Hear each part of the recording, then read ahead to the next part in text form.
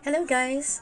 I am using my non-stick frying pan and non-stick spatula for cooking my fried rice. Alright, I'm done here. Luto na naman ako ng hotdog. So this is a far infrared LPG saving gas stove. Gas stove to guys ha, hindi to electric. And it is super awesome kasi pantay ang apoy niya. Kahit pumahangin, makakaluto kayo. Kasi yung dati naming burner, hinaan mo lang ng konti, namamatay na po yun. Kaya eto po, I really enjoyed cooking here.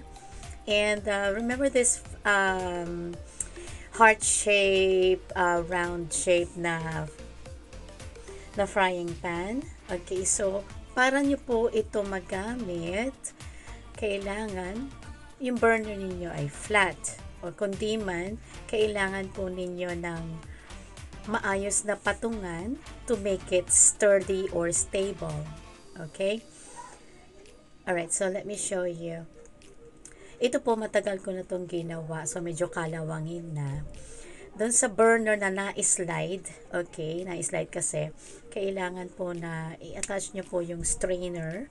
Binalutan ko siya ng wire, alambre, around, para mas stable siya, hindi siya delikado, matip over. So, mas matibay, diba? And then, kapag syempre magsasaing, hindi masunog ang ilalim, kailangan din po ninyo ng extra na platform to hold it in place like this one here. Okay? Ayan, para elevated. Pantay ang luto ng inyong sinaing. Hindi siya mahilaw. Okay. Ayan.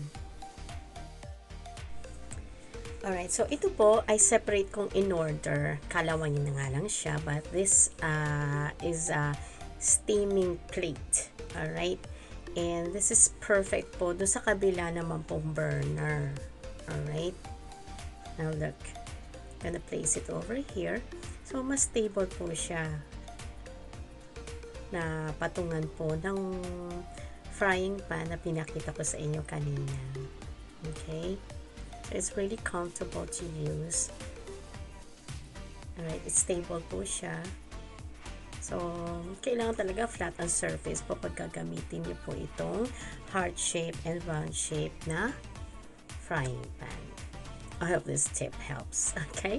Happy cooking! Thank you so much for watching. See you again next time on my next video.